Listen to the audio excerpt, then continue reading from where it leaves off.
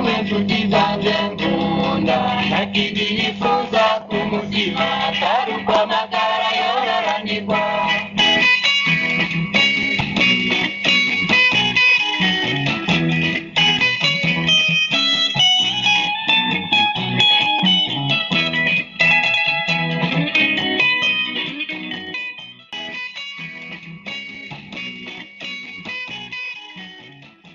Ubuvuzi bw'indwara y'imitsi no kugorora amakonyero buraturaba twese. Umwe wese umunsi uwo ari wo wose arashobora kugira ingorane z'amagara zituma agira ubumuga butuma ataba akirangura neza ibikorwa vyiwe vya misi yose. Uyo muntu rero umunsi uwo ari wo wose arashobora gukenera ubuvuzi bw'imitsi canke kugorora amakonyero yiwe. Harashobora kuba nk'isanganya rituma umuntu agira imvune bigatuma amara ikiringo kirekire adashobora kwiyunguruza. Harashobora kuba kandi ivumbuka rirenze ry'umurindi w'amaraso rituma udutsi two mu bwonko duturika akagira ico mu gifaransa bita AVC, uruhande rw'umubiri rugahava rumugara.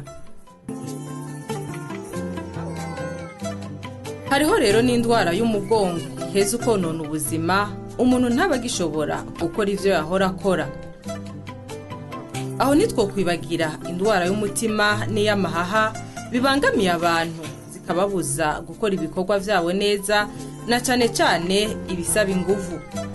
Hariho kandi abavyeyi bagira ingorane iyo bahejeje kwibaruka aho bafatwa n'indwara yo mu kigo ibabaza cane inyuma y'imisi itari mike yaramaze yibungenze. Nico kimwe n'abana bibaruka bigoranye bagahava bagira ubumuga butuma badatambuka canke ntibashobore kwihindukiza aho baryamye. Ubuvuzi bujanye no kugorora abagendana ubumuga burafasha cyane abantu bari bose bafise bagendana ubwo bumuga, na cyane cyane tukabafasha bagashobora gusubira gukora ibikorwa vyabo nk'ivyo bahora bakora mbere yuko bamugara, bagashobora gusubira gukora udukorwa twabo twa misi yose haba muhira haba mu miryango, hanyuma nk'abahora bagira siporo bagashobora gusubira kugira siporo nk'uko bahora ubwa mbere. Ubuvuzi bw'indwara y'imitsi no kugorora amakonyero bwari bumaze imisi itari mike butaramenyekana bihagije mu Burundi. Bwahora bukorerwa mu bibanza bike mbere n'abaganga babinonosoye ntibari benshi. Ubu twoshima intambwe bigezeko. Haraciye imyaka ibintu bitanguye guhinduka bitarabigana heza. Ubushikiranganji bw'amagara y'abantu no kurwanya sida bufadikanije n'abasanzwe babufasha nk'ishirahamwe APF ryegukira ingoma y'Ububirigi n'ishirahamwe COPED ryegukira Diocese Katolika ya Bururi barashize mu ngiro umugambi kuva mu 2011 umugambi wo guteza imbere ubuganga bwo kugorora no kuvura indwara z'imitsi n'amakonyero mu Burundi. Ihangiro rya mbere umugambi wo guteza imbere ubuvuzi bw'indwara y'imitsi no kugorora amakonyero mu Burundi ryabaye ryo gushinga ikigo cy'igihugu kijeje kugorora no kuvura indwara z'imitsi, amakonyero n'ibindi cy'Ibujumbura. Ikaba kiri mu kigo cy'ibitaro Roi Karede.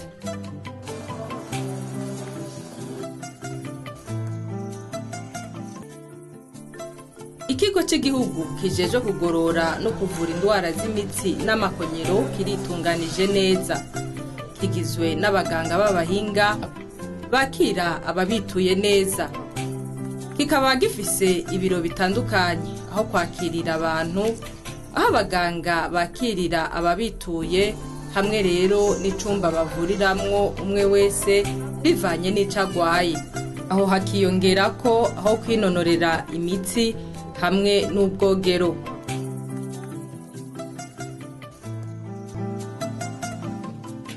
Abasanzwe bitura kuko usanga ari mu mice kwinshi mugabo kenshi n'abafise izo ngwara zijanye n'imitsi bivuye ku ngwara canke bijanye abagize amasanganya bagaca bavunikana nk'ukuguru canke ukuboko bagize amasanganya amara igihe kinini bicaye canke baryamye ugasanga ingingo zarakongataye. Baba baje rero kugira dukore kuri ibyo bintu bitatu cyane cyane amakonyero asubire gukora, imitsi isubire kugiramo ingufu, bashobore gusubira gutambuka canke bakoreshe neza ukuboko nk'uwavunitse ukuboko. Abantu benshi barafise ingorane z'ivumbuka ry'umurindi w'amaraso muri kino gihugu cacu. Iryo vumbuka rigatuma udutsi two mu bwonko duturika, bakagira ico bita mu gifaransa AVC. Ingaruka akaba ari uko uruhande rw'umubiri rw'uwafashwe n'iyo AVC ruca rumugara. Ubuvuzi bw'indwara y'imitsi no kugorora amakonyero bugafasha rero kugabanya ubwo bumuga. Si ivyo gusa, abantu bafise ingorane nk'iz'umugongo canke guhema nabi baritura ikigo cy'igihugu kijeje kugorora no kuvura indwara z'imitsi n'amakonyero, bagaheza bakavugwa hisunzwe ingorane baba bafise. Abana nabo nyene bafise ingorane z'imitsi barakigwa, nico kimwe n'abavyeyi bagira ingorane bahejeje kwibaruka. Muri iki kigo cyacu turakira abana bavukanye ubumuga, nk'abarya abana mu kuvuga biba byagoranye ugasanga bagakwetse nk'amaboko yacomotse, canke abandi bavukanye ubumuga nk'ibyo twita ama dystrophie musculaire canke ibya scoliose. Abo bana turabakira muri iki kigo tukabagorora, tukabafasha kugira bashobore no kubaho mu buzima busanzwe bakabaho neza. Ngaha i Burundi benshi ntavyo bamenyereye ko umugore ahejeje kwibaruka biba bikeneye ko asubira ibyo twita mu gifaransa ngo renforce ama muscle périnéal canke nk'abo baba bafise ibyo twita mu kirundi ingwara zo mu kigo. Turabakira tukabagisha imyimenyezo ituma ibihimba byabo tubisubiza mu kibanza bigasubira bikanakomera. Turashobora no kubakira n'imbere yuko bibaruka, tukabategura ku buryo mu gihe baje kwibaruka batagiriza izo ngorane. Uba afise rero za ndwara nka AVC, ukubabara mu mugongo canke abagize amasanganya atandukanye bararonswa ubuvuzi bubereye, bakongera bakigishwa gukinga kugira ngo izo ngorane zizize zisubirize. Utwituye turamufasha cyane kuko kenshi badushikira bafise ingorane nyinshi cyane. Nta bwenge abafise, ntaba ashobora gutambuka, ntaba ashobora no gufata ikintu n'ukuboko. No kuvuga yuko ico gice cy'ubwonko kiba kigwaye nico kiba gikoresha ubwo ruhande rw'umubiri barwaye. Turafise ubuhinga bwo kubafasha, donc tukabafasha bagashobora kwihandukiza mu busaswa, bagashobora kubivyura, bagashobora guhaguruka no gutambuka. Kandi turabafasha no gushobora gusubira gukoresha ukuboko, bagashobora gukora atangorane. Abo bantu batwitura bafise ingorane mu ruti rw'umugongo kenshi baba bafise ingorane z'ububabare dushobora gusanga benshi aho bita mu mafyigo ndetse no kwizosi, eka mbere no hagati na hagati aho twovuga mu makote. Kenshi ububabare buvuye ku gihe usanga hari imitsi imwe y'uruti rw'umugongo ndetse no mu maguru iba itanyoroshe koko. Tugeretse ku miti abaganga baba babahaye, turafise ibindi bikoresho bitandukanye, amamashini dukoresha kugira dushobore kugabanya ubwo bubabare. Eka ndetse nabo bafise ingorane z'inyama ziba zatakaje inguvu nk'amabdomino ndetse n'izindi nyama zo ku maguru, naho nyene turafise indi myimenyerezo itandukanye dushobora kubereka bakayikora bo nyene, cyangwa dushobora kubakoresha kugira bashobore kugira ingufu zikwiye. Hariho n'indi myimenyerezo dufise ituma dushobora gukinga ubwo bubabare ko bwoshobora kuza cyangwa ko bwoshobora kugaruka. Iyo ari nk'umuntu yavunitse nk'akarorero, ukunda gusanga bagira ikibazo cyo kugabanuka kw'ingufu, dufata ari nk'ukuguru kwavunitse. Ikindi naco ari gusanga ingingo zaradadaraye kubera igihe aba yaramaze iyo ngingo atayikoresha. Icyo tuca tumufasha rero nk'ubu turagerageza korosha izo ngingo kubera iyi ngingo yadadaraye ishobora gukora neza. Ikindi cyo tumufasha no kurondera inguvu kugira ngo ukuguru kwiwe gusubirana inguvu, kubera ari karatambuka ntashobora kugushimikira ko atanga uvu zirimo. Abamaze kwakirwa mu kigo cy'igihugu kijeje kugorora no kuvura indwara z'imitsi n'amakonyero barashima ubuvuzi baharonkeye. Baremeza ko ubuvuzi bwo kugorora imitsi n'amakonyero bwagabanuye biboneka ububabare bari bafise. Yagize ububabare burenze bwo mu mugongo, nari mvuye mu mimenyerezo ndiko ndagira sport hanyuma hageze ku mugoroba numva ndagize shock idasanzwe mu mugongo niho naza ngaha kuri Rwakarede nkabonana n'umuganga aja muri consultation akambwira ati iwewe ibyo ukeneye nuko woja bakakugorora ukagira kine uno munsi ndishimye cyane sinishimye kubera nakize ububabare bwagabanutse cyane ariko nishimye cyane kuko uno munsi bansiguriye ibintu ntegerezwa gukora n'ibyo ntategerezwa gukora ubu ndazi ingene no muri kazoza doza ndigenza kugira ngo sinzosubire kurwara iyi ndwara.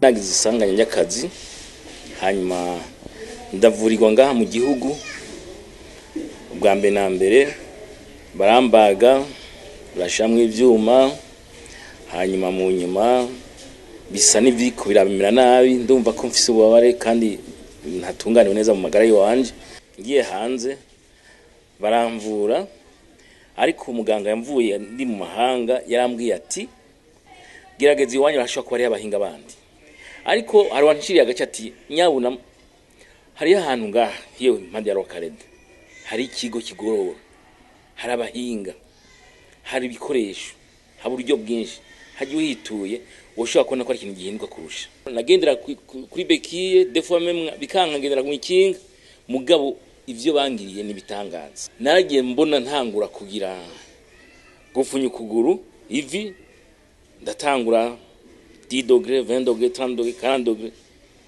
nzabona uguru ndagupfunye uko gutegerezwa nukuri ndabishima.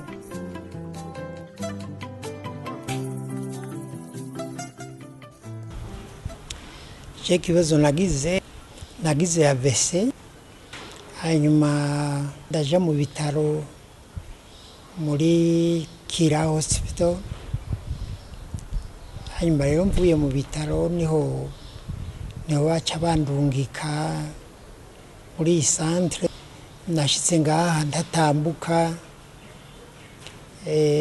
bantwara kuri chaise roulante twasanze personnel bien qualifié novuga ibizi cyane nabo baradufasha gushika ubu twumva yuko amagara asa n'ayari karagaruka.